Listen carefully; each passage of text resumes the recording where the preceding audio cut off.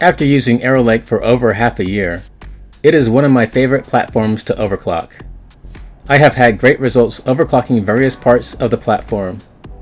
I have also had great results in undervolting some parts of the CPU in order to keep power consumption low enough that I can cool my computer while using a Hopper 212 Black Edition CPU cooler, even in full multi-core loads like Cinebench 2024 without thermal throttling. For the ASRock Z890 Pro RS BIOS, the first thing you want to do to begin overclocking is to enter the Advanced menu by pressing F6. Then enter the OC Tweaker menu to the right. CPU Configuration. Here are the changes I made to the CPU settings. I have left the P-cores at their stock values of 5.5 GHz for the 2 P-core boost and 5.2 GHz for the all-core turbo. I have the E-core ratio set to all-core and have set it to 47, which increases the E-cores to 4.7 GHz. This is an increase of 100 MHz over stock. Since I am running my CPU at reduced voltages, this is the highest value I was able to set the E-cores for them to remain stable. If you are using stock voltage, or if you increase the CPU core voltages, you could possibly increase the E-core clocks further. I've seen some results online with the E-cores clocked at 5 GHz. I have set the CPU cache ratio to 40, which increases the CPU cache to 4 GHz.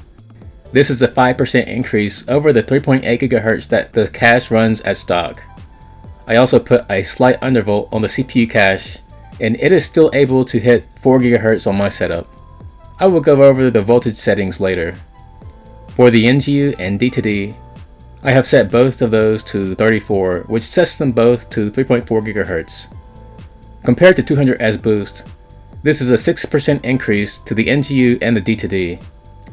For the integrated graphics, I have set it to 2500.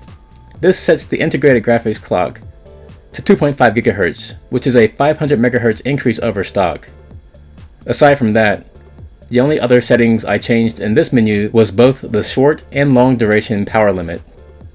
I recently posted a video where Hardware Info 64 would say the power limit was exceeded if these power limits were too close to your actual power consumption. So I just increased this so that Hardware Info 64 would not give that result in its software. Even with this increase in power limit, in full multi-core tests like Cinebench 2024, my CPU is still only pulling around 200 watts. DRAM Configuration. For Arrow Lake, it is important to get the right kit of RAM if you are planning to do RAM overclocking. My particular kit of RAM uses Hynix M-Die, which is known to be good for RAM overclocking. Despite the fact that my RAM is rated at only DDR5 6400C32 with its XMP profile, I was able to go well beyond that. If you want an easier time to reach higher frequencies, you can get kits that are already clocked at DDR5 8000 or higher. There are even some 200S boost certified RAM kits available. Here are the changes I made to the RAM settings. I have recently increased my RAM overclock. Previously, I was at DDR5 8200C40 at the XMP voltage of 1.4 volts, but I have increased that to DDR5 8400C38. In order to do that, I had to increase the DRAM voltage by a bit, which I'll show when I go over my voltage settings later in this video. As for the timings I used, I mostly just changed the primary timings and about half of the secondary timings, but the majority of the other timings I left at auto. But I did change 2 timings in the TAT post-training section. Here is what my ASRock timing configurator looks like. There could still be room for improvement, but this is what I have at this time. Not too long ago, I was running my RAM at its stock XMP voltage of 1.4 volts, and here is what my settings looked like before. But after increasing the frequency and reducing some of the timings, my read, write, and copy bandwidth numbers are improved, with my reads being over 130 GB per second, and my latency is now consistently lower than it was previously. Voltage configuration. When it comes to setting the voltage to Arrow Lake, I have increased the voltage of some areas, but decrease the voltage of other areas so that I can easily cool it with a Hyper 212 Black Edition CPU cooler. In order to increase the D2D and NGU to 3.4 GHz, I needed to increase the system agent voltage.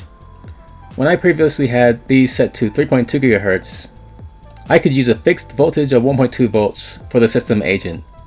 But now that I have increased the D2D and NGU to 3.4 GHz, I have the system agent voltage set to 1.25 volts. As for my DRAM voltage, I have set the VDD and the VDDQ voltage both to the same value of 1.46 volts. My RAM kit's XMP voltage was 1.4 volts, and I was able to get to DDR5 8200C40 on its stock XMP voltage of 1.4 volts. But in order to get the RAM to my new value of DDR5 8400C38, I had to increase the DRAM voltage. If you want to go for higher frequencies or lower timings, you may need to increase your DRAM voltages. In order to set the voltage to the DRAM over 1.435 volts, you must set the VDD/VDDQ voltage range to OC demand. When this is set to JEDEC standard, the highest you can set the DRAM voltage is 1.435 volts. I don't mind running my RAM at 1.46 volts, since it seems to be a safe value from what I've gathered on various online forums. I have seen some people take this voltage up to 1.5 volts and beyond, so I doubt there is any harm in staying below 1.5 volts for the DRAM voltage, as long as you have adequate cooling. My machine has plenty of cooling fans, so I think this is fine. The system agent I have set to 1.25 volts is also above what Intel specifies for 200S boost. If you want to remain in the Intel spec, you would have to use 1.2 volts, but then you might be limited to closer to 3.2 GHz on the NGU and D2D. I doubt there is any harm in going to 1.25 volts for the system agent. It is a lot lower than the ASRock Gaming OC presets, which set it to 1.4 volts, which is way beyond the Intel spec. When it comes to reducing voltages, I try to stick to reducing voltages in areas where it will make a dramatic difference in power consumption.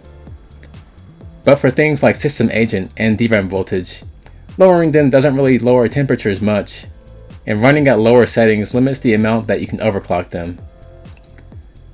CPU DLVR configuration. In order to reduce voltages of various parts of the CPU, so that I can easily cool the Core Ultra 7 265K with a small CPU cooler, I use the CPU DLVR configuration menu. Here I have set a -60 mV offset to the CPU cores, but I have left the 55 setting for the 5.5 GHz 2-core boost to auto. I have the VF offset mode set to selection. For the ring, I have a small -20 mV offset. And for the integrated graphics, I have set the GT voltage to a -60 mV offset. Back when I was using the integrated graphics, I noticed that if you undervolt the GT voltage, you could somehow reach higher sustained clocks. Since I am using a small CPU cooler, I am pretty much forced to reduce voltages of the cores of my CPU, otherwise I would be thermal throttling in full load scenarios. I think I got a fantastic result. CPU P cores are at stock. CPU E cores are 100 MHz above stock. The ring is increased by 200 MHz over stock. The graphics tile is running at 500 MHz over stock. And all of those areas are undervolted. That is pretty impressive to me. Versus PCGH Maximum OC. In the PC Games hardware article, where they ran a maximum overclock on the CPU, they found that the Core Ultra 7 265K could be on par with the fastest gaming CPUs on the market today, like the Ryzen 9 9950X 3D. Since I have increased my DDR5 overclock further, my CPU is now even closer to the PC Games hardware article. My core clocks are lower, since I am using a compact air cooler, but I was able to match their DDR5 frequency, and I tightened my DDR5 timings further, and my NGU and D2D is slightly higher. At this point, I would say I'm probably 98% of the way to arrive at PC Games hardware's maximum overclock numbers with my updated values. Stability testing. When doing RAM and CPU overclocking, stability testing is very important. Two programs I use to test RAM stability is YCruncher and TestMem5. For the CPU, since my CPU cooler can only handle around 200 watts sustained loads, I am using a lighter test for the CPU. Something like Cinebench 2024, since I am able to run that test without thermal throttling. My overclock versus the Techpowerup review. In Cinebench 2024, with my overclock, my CPU score is 2170. That outperforms the Ryzen 9 7950X in Techpowerup's review. This is an amazing result for this CPU in my opinion. It is nice to be up there with previous generation flagships. In the single-threaded test, my 265K is only beaten by the Core Ultra 9 285K. In YCruncher, my CPU with its updated overclock finishes the 2.5 billion calculation in just 44.47 seconds. This is also quite a good result, helped by my DDR5 8400C38. My overclock settings beats all the CPUs in their review configuration in this test. And all of that is possible while being cooled with a Hyper 212 Black Edition CPU cooler. If I had a better CPU cooler, I could push my E-cores further, and perhaps even increase the P-cores slightly too. But this is still a very impressive result. Arrow Lake refresh. With recent rumors of an Arrow Lake refresh arriving later this year, I wonder how my updated overclocking setup will compare to that. My current results beat 200S boost by a bit, but if an Arrow Lake refresh arrives with higher clocks, it will probably end up overtaking my overclock in some areas. Can't wait to see how my overclock compares to the refresh arriving later this year. In the end, my tuning of the Core Ultra 7 265K has led me to reduce voltages of certain parts of the CPU, but increased voltages of other parts in order to get higher clocks. My goal is simply to have higher than 200S boost clocks, while keeping power consumption down. Compared to before, I have increased the DRAM voltage so that I can run it at DDR5 8400C38. This is an improvement over my previous setting of DDR5 8200C40. This doesn't really affect power draw much. I have increased the system agent by 50 mV, which allows me to run both the D2D and NGU at 3.4 GHz. 200 MHz higher than 200S boost. This also doesn't have much of an effect on temperatures. What does have an effect on temperatures is the CPU voltage, so I have the CPU core set to a minus 60 mV offset, which allows my computer to easily be cooled by the Hyper 212 Black Edition CPU cooler. Thanks for watching.